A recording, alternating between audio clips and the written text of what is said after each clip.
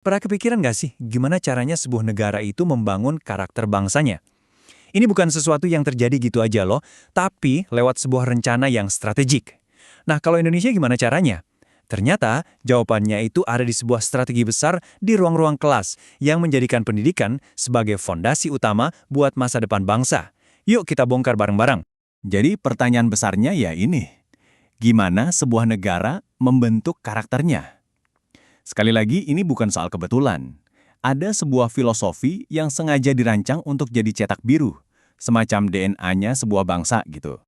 Oke, terus kenapa fondasi ini jadi penting banget untuk dibangun sekarang? Semuanya berawal dari tantangan-tantangan zaman sekarang yang lagi dihadapi Indonesia. Coba kita lihat daftarnya. Kita ngomongin soal korupsi, ancaman perpecahan bangsa, kemerosotan moral, radikalisme, sampai penegakan hukum yang rasanya masih tebang pilih. Ini bukan cuma jadi berita utama di koran ya, tapi ini masalah nyata yang lagi mengerogoti negara kita. Jadi situasinya udah benar-benar darurat. Nah, pertanyaannya sekarang, dengan semua masalah yang ada ini, apa dong cetak biru yang bisa kita pakai buat mengatasinya? Apa sih pedoman yang bisa menyatukan dan mengarahkan kita semua ke tujuan yang sama? Dan jawabannya yang jadi jantung dari semua strategi ini adalah filosofi dasar negara kita, Pancasila. Yuk kita coba pahami lebih dalam. Apa sih sebenarnya Pancasila itu dan kenapa ia dianggap bisa jadi jawaban dari semua tantangan tadi? Simpelnya, Pancasila itu adalah dasar negara, ideologi bangsa, sekaligus pandangan hidup kita semua. Penting untuk diingat, ini bukan cuma slogan atau kata-kata di atas kertas, tapi kerangka berpikir dan bertindak buat kita semua dalam kehidupan sehari-hari. Dan inilah simbol visualnya yang pasti kita semua kenal, Garuda Pancasila. Tapi jangan salah, ini bukan sekedar lambang biasa. Setiap detailnya loh, mulai dari jumlah bulu sampai perisai di dadanya, itu semua adalah semacam kode yang punya arti dan menyimbolkan filosofi bangsa kita. Nah, inti dari semuanya itu ada di 5 prinsip ini. Mulai dari kepercayaan pada Tuhan, lalu kemanusiaan yang beradab, persatuan, demokrasi yang bijaksana, sampai keadilan sosial. Kelima sila inilah yang jadi pilar utama ideologi Pancasila.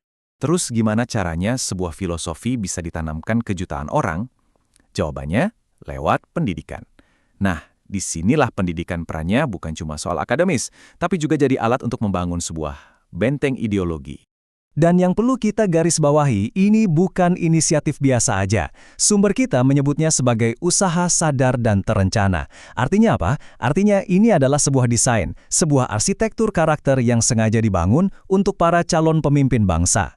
Lalu kenapa sasarannya mahasiswa? Ya, karena mereka inilah yang akan melanjutkan estafet kepemimpinan bangsa.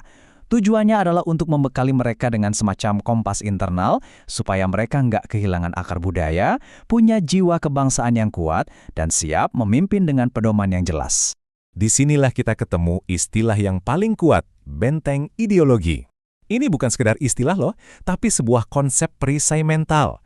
Perisai yang dirancang untuk melindungi generasi muda kita dari gempuran ideologi-ideologi asing atau radikalisme yang nggak sejalan sama jati diri bangsa. Tapi, tentu saja, tantangan zaman dulu sama sekarang itu beda banget. Benteng ideologi ini sekarang diuji di medan perang yang benar-benar baru dan relevan banget buat kita. Era digital yang penuh dengan disrupsi. Slide ini ngegambarin pertarungan modern ini dengan jelas banget. Di satu sisi, kita dibombardir sama hoax, disinformasi, ujaran kebencian, dan perpecahan yang nyebarnya cepat banget di dunia maya. Nah, di sisi lain, Pancasila ini diharapkan bisa jadi landasan buat kita berpikir kritis, jadi semacam filter moral buat menyaring semua kekacauan informasi itu. Ujung-ujungnya, semua usaha ini mengerucut ke satu tujuan akhir yang sangat penting, membentuk seperti apa wajah pemimpin Indonesia di masa depan. Inilah visi besarnya. Dan visi ini menuntut sebuah keseimbangan. Jadi nggak cukup cuma melahirkan generasi yang cerdas otaknya, yang analisisnya tajam dan inovatif. Kecerdasan itu harus diimbangi sama kecerdasan hati, punya integritas, empati, dan rasa tanggung jawab. Otak dan hati, keduanya harus jalan bareng. Visual ini melambangkannya dengan sempurna kan? Tumpukan buku yang mewakili ilmu pengetahuan berdampingan dengan hati yang jadi simbol karakter dan moral. Nah, inilah profil ideal yang mau dicapai, pemimpin yang cerdas sekaligus berkarakter kuat. Dan ini bukan cuma wacana loh, ada target yang sangat jelas. Tujuannya adalah membangun ketahanan ideologi sampai 85% di kalangan mahasiswa. Sebuah target yang luar biasa ambisius kan, untuk menciptakan generasi yang kebal terhadap radikalisme dan ideologi asing. Jadi inilah rangkuman dari visi generasi Pancasilais itu, generasi yang cerdas secara intelektual, tapi juga punya karakter moral yang kuat. Mereka siap jadi agen perubahan, dan pada akhirnya bisa berkontribusi nyata untuk menciptakan masyarakat yang adil dan makmur. Ini membawa kita ke sebuah pertanyaan terakhir untuk kita renungkan bersama. Di dunia yang serba terhubung dan seolah tanpa batas ini, apakah sebuah filosofi nasional yang kokoh seperti Pancasila itu masih jadi kunci untuk masa depan sebuah bangsa? Atau justru bisa jadi tantangan?